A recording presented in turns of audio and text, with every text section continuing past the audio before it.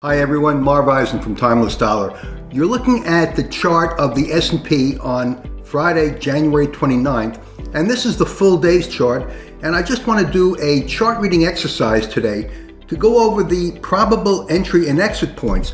As a trader, you want to know where the trend is, you want to be able to spot the trend, and you want to know where the probable good entry point and exit points are. So typically in the S&P, there are two trends each day, usually, but not always. But nevertheless, if you can spot the trend, you'll be all the better for it. My particular style is to find a probable point of entry where the stochastics are either overbought or oversold, and enter where I see the price action indicating a probable good point of entry. The first candle of the day, and this is a 5-minute chart, and there are 10 points between each horizontal line on this chart. So the first candle was down 20 points in the first 5 minutes of trading, followed by another 11 or 12 points in the next 5 minutes of trading. So if you just took a shot in the dark and jumped on when the market opened to the negative side, you could have picked up possible 30 points and gone off and had a very good day and just made your money within the first 10 minutes. Nevertheless, that occurred at the point where the stochastics were oversold.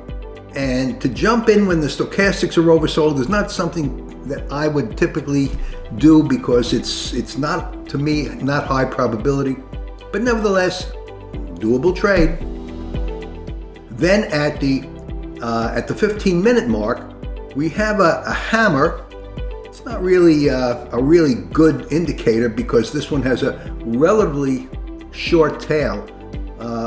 But if you know chart reading, the longer the tail of a hammer at the bottom of a trend, bottom of a price move, the more likely of the reversal. But nevertheless, we have a hammer coinciding with a stochastics at an oversold level. So this could have been a good point to jump in for a trade.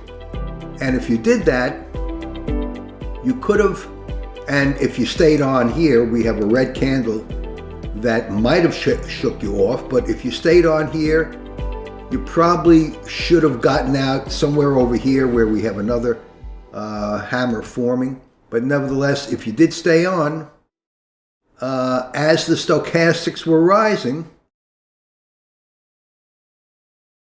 it's not easy at all to see that this would be a good point to exit because the stochastics were not in the oversold level, overbought level. They were just midpoint.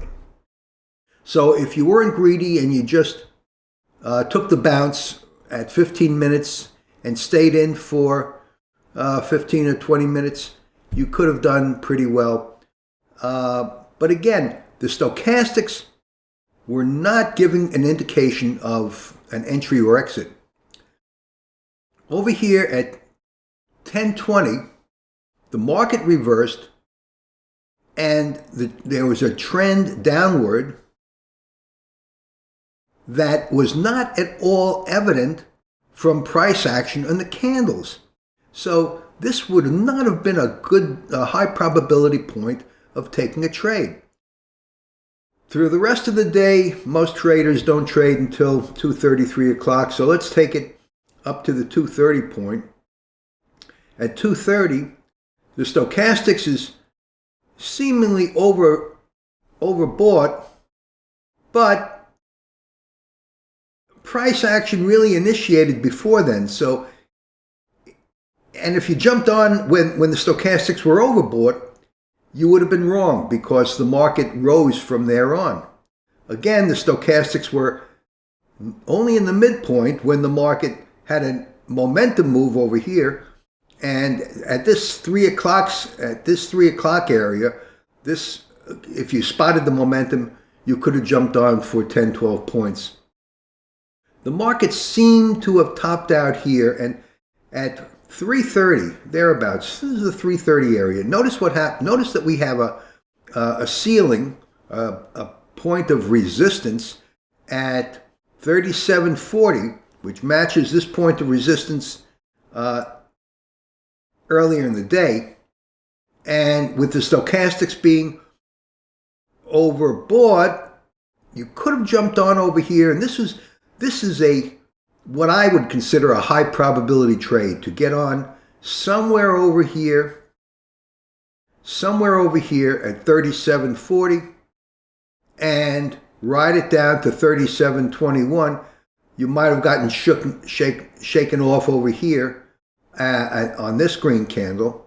If you didn't, you would have picked up another few points here. But the trade really would have been to get on here at 37.40, get off here at 37.20 if you had the foresight, because the next candle would have probably shaken you off. So those were the trades of the day on Friday, January 29th. Tough day to read the market because the stochastics really didn't correspond to good entry and exit points. The point of resistance here was a good area. Point of resistance combined with the resistance being shown along a time frame of about 15-20 minutes, plus the stochastics being overbought, this would have been probably the highest probability trade as a chart reader. Okay, so this is Marv Eisen signing off. Hope you learned something from this, and we'll do it again on another day. Thanks for watching.